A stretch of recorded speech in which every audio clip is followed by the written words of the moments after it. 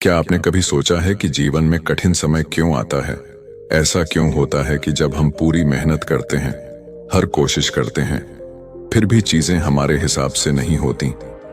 हम सबने ऐसे पल देखे हैं जब लगता है कि पूरी दुनिया हमारे खिलाफ हो गई है, जैसे सब कुछ बिखर रहा हो। कभी ऐसा लगता है कि शायद हमारी किस्मत खराब है, लेकिन क्या सच में ऐसा है? सोचिए, क्या जीवन का हर कठिन अनुभव, हर चुनौती हमें कुछ सिखाने के लिए नहीं होती? गौतम बुद्ध कहते हैं, जो होता है वह अच्छे के लिए होता है। लेकिन इस बात को मानना और समझना आसान नहीं है, खासकर तब जब हम दर्द में होते हैं। कल्पना कीजिए, आप एक किसान हैं, आपने पूरी मेहनत से अपनी फसल उगाई है, लेकिन अचानक बारिश या तूफान आकर आपकी फसल खराब कर देती है। उस समय आपका मन गुस्से और निराशा से भर जाता है। आप भगवान से सवाल करते हैं, मेरे साथ ही ऐसा क्यों? पर कभी सोचा है कि शायद उस फसल का खराब होना आपको कुछ और सिखाने के लिए हुआ हो? शायद यह आपको भविष्य में ज्यादा समझदारी से खेती करना सिखा रहा हो। इसी तरह जब किसी नौकरी में असफलता मिलती है, कोई रिश्ता टूटता है या कोई सपना अधूरा रह जाता है, तो हमारा दिल टूट जाता है। हम उस समय इसे बुरा समय मानते हैं, लेकिन बुद्ध कहते हैं, हर घटना के पीछे एक कारण छिपा है। हर कठिनाई हमें मजबूत बनाने का एक साधन है। क्या आपने कभी महसूस किया है कि जिंदगी में जो कुछ होता है वह हमें किसी बड़े मकसद की ओर ले जाता है? यह मुश्किलें हमें बेहतर इंसान बनाने के लिए आती हैं, हमें सोचने पर मजबूर करती हैं कि क्या वाकई जो हम चाहते थे वह हमारे लिए सही था। आज की इस कहानी में मैं आपको गौतम बुद्ध की एक ऐसी ही सीख सुनाने वाला हूं, जो न केवल आपके जीवन को समझने का नजरिया बदलेगी, बल्कि आपको हर परिस्थिति में सकारात्मक सोचने की प्रेरणा देगी। तो दोस्तों, इस कहानी को सुनने के लिए जुड़े रहिए, क्योंकि अंत में आप महसूस करेंगे कि जो होता है वह सच में अच्छे के लिए होता है। गौतम बुद्ध और उनके शिष्य एक शांत सुबह यात्रा कर रहे थे। आसमान साफ था, पक्षी चहक रहे थे और हल्की ठंडी हवा बह रही थी। बुद्ध हर पल को गहराई से अनुभव कर रहे थे, जैसे कि वे खुद प्रकृति के साथ एक हो गए हों। इसी दौरान वे एक छोटे से गांव पहुंचे। गांव में हलचल थी, लोग अपने अपने कामों में व्यस्त थे। कुछ अपने खेतों में काम कर रहे थे, तो कुछ बाजार में खरीदारी कर रहे थे।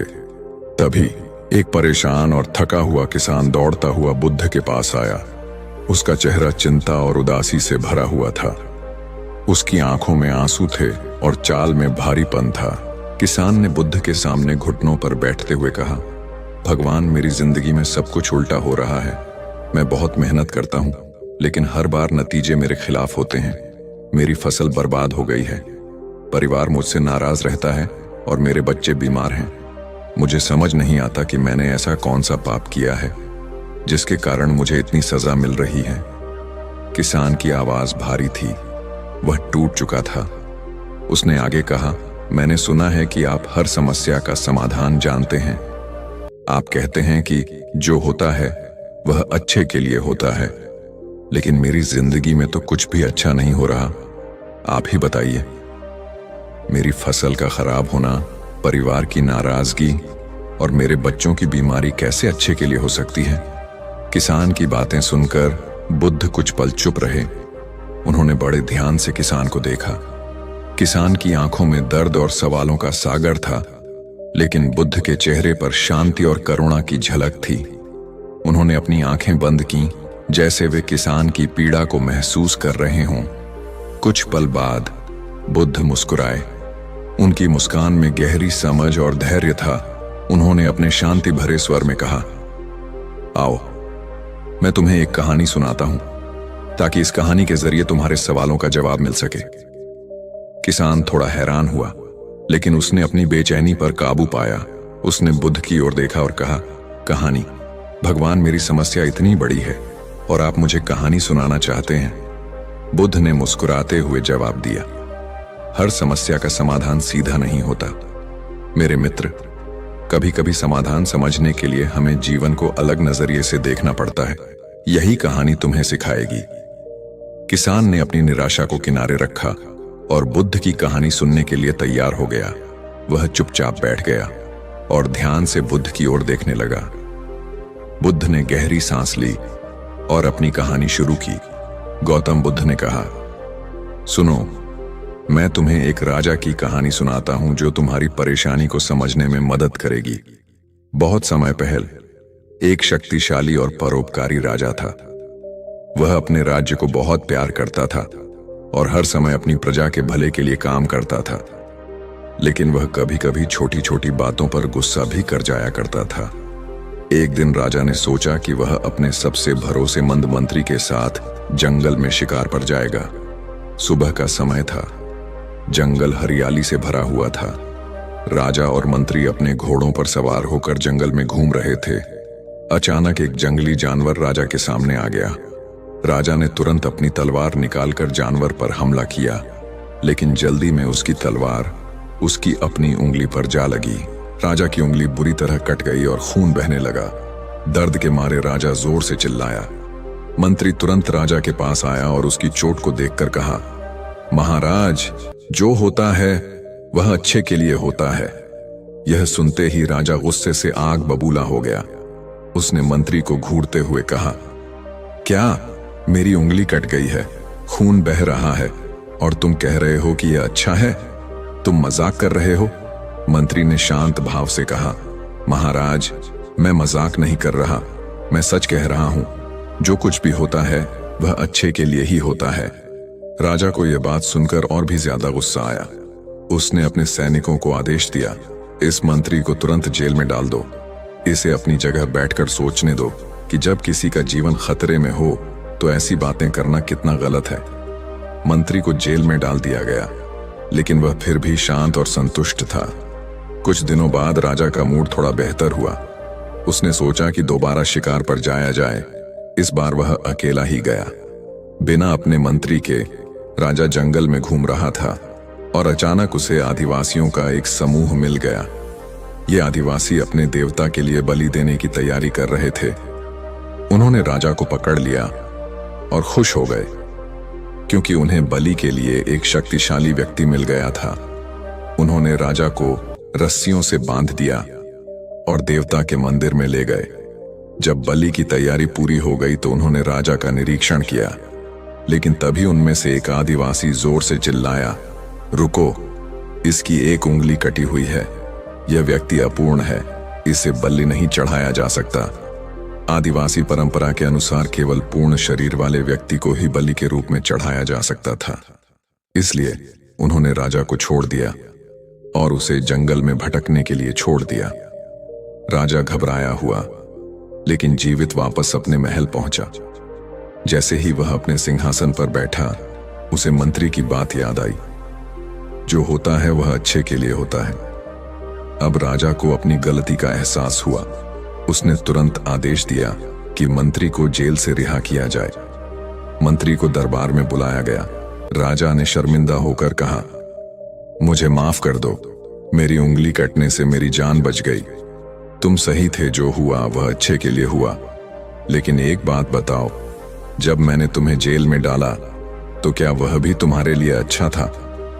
मंत्री ने मुस्कुराते हुए कहा, जी हाँ महाराज, अगर मैं जेल में नहीं होता तो मैं आपके साथ शिकार पर जाता, और जब आदिवासी आपको छोड़ देते तो मुझे बलि के लिए ले जाते।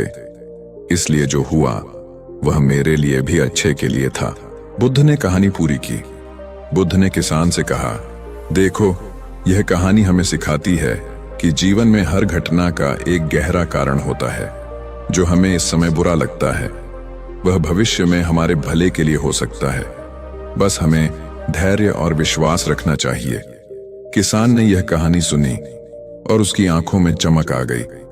उसने महसूस किया कि शायद उसकी मुश्किलें भी किसी बड़े उद्देश्य का हिस्सा हैं। गौतम बुद्ध ने किसान की बात ध्यान से सुनी। वह थोड़ी देर चुप रहे, मानो किसान के मन के दर्द को महसूस कर रहे हों। फिर एक धीमे और शांत स्वर में बोले, जीवन में हर कठिनाई एक शिक्षक की तरह होती है।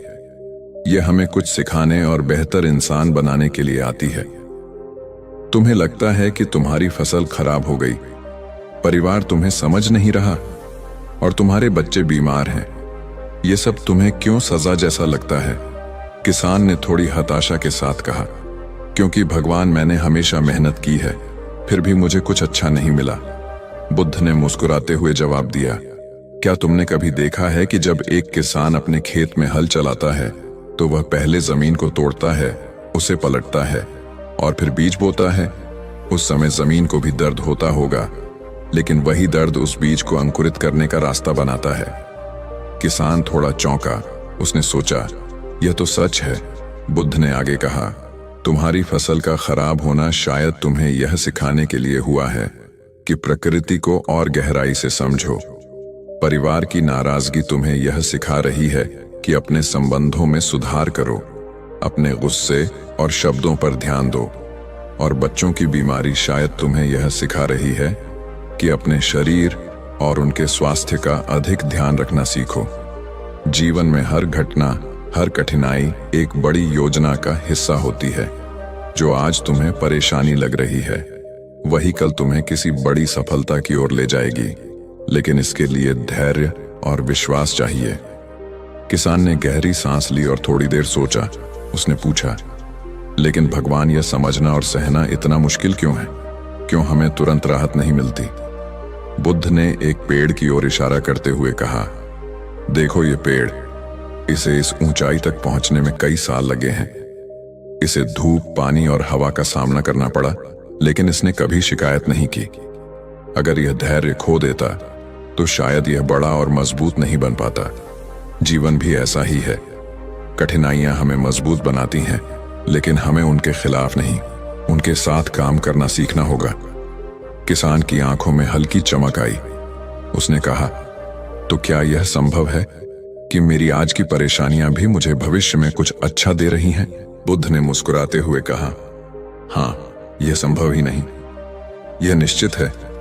जब एक तीर हमारी ओर आता है तो हमें दर्द होता है, लेकिन अगर हम सीख लें कि उस तीर से कैसे बचना है, तो भविष्य में वही तीर हमें ताकतवर बना देगा। किसान ने अपने सिर को झुकाकर कहा, शायद आप सही कह रहे हैं। कठिनाई भी एक आशीर्वाद हो सकती है। मैंने इसे कभी इस नजरिए से नहीं देखा। बुद्ध ने अंतिम शब्दों में कहा, जीवन हमें हर दिन सिखाने के लिए नई चुनौतियां देता है। जो लोग इनसे डरते हैं वे वहीं रुक जाते हैं, लेकिन जो इनसे सीखते हैं वे आगे बढ़ते हैं। अब यह तुम्हारे ऊपर है कि तुम इन परेशानियों को अपना दुश्मन मानोगे या उन्हें अपनी ताकत बनाने का रास्ता। किसान ने गहरी सांस ली और खुद से वादा किया कि वह अपनी समस्याओं का सामना न केवल धैर्य से करेगा, बल्कि उनसे सीखने की कोशिश भी करेगा। दोस्तों, आज की कहानी हमें एक गहरी सीख देती है। कठिन समय हमारे जीवन का हिस्सा है, लेकिन यह हमें तोड़ने के लिए नहीं, बल्कि हमें मजबूत बनाने के लिए आता है। कभी कभी जो आज बुरा लगता है, वह भविष्य में हमें बड़ी खुशियां और सीख देने का जरिया बनता है। सोचिए, अगर राजा की उंगली नहीं कटती तो क्या उसकी जान बच पाती? अगर मंत्री जेल में नहीं होता तो क्या वह बच पाता? ठीक इसी तरह हमारे जीवन में भी हर कठिनाई किसी न किसी उद्देश्य से आती है। आपके जीवन में जो भी चुनौतियां हैं, उन्हें एक नई दृष्टि से देखिए। खुद से पूछिए, मुझे इससे क्या सीखने को मिल सकता है? जब आप इस नजरिए से सोचेंगे तो हर कठिनाई में एक छिपा आशीर्वाद नजर आएगा। आज की इस कहानी को सुनने के बाद अगर आपको महसूस हुआ कि जीवन में हर परेशानी एक सबक है, तो इस सीख को अपने जीवन में अपनाइए। और अगर यह कहानी आपके दिल को छू गई तो इसे दूसरों तक भी पहुंचाइए। इस वीडियो को लाइक करें, अपने दोस्तों और परिवार के साथ शेयर करें, ताकि वे भी इस सीख का हिस्सा बन सकें। और हमारे चैनल को सब्सक्राइब करना न भूलें, क्योंकि हम आपके लिए ऐसी ही प्रेरणादायक कहानियां और सीख लाते रहेंगे। आपका एक लाइक और सब्सक्राइब हमारे लिए बहुत महत्वपूर्ण है। यह न केवल हमें प्रेरित करता है, बल्कि यह हमारी इस सकारात्मक यात्रा को जारी रखने में मदद करता है।